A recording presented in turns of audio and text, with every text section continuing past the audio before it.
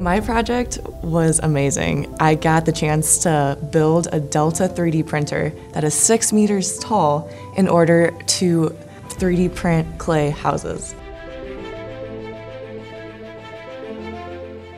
I learned so much this summer.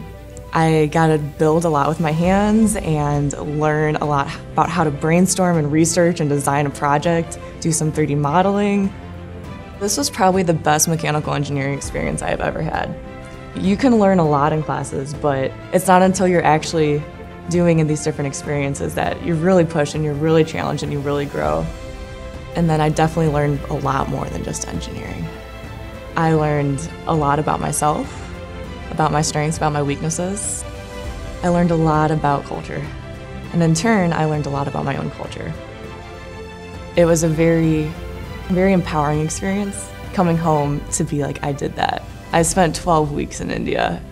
I worked on building a Delta 3D printer to print houses. It was a very cool experience to say that. Ethos has provided me the opportunity to flourish.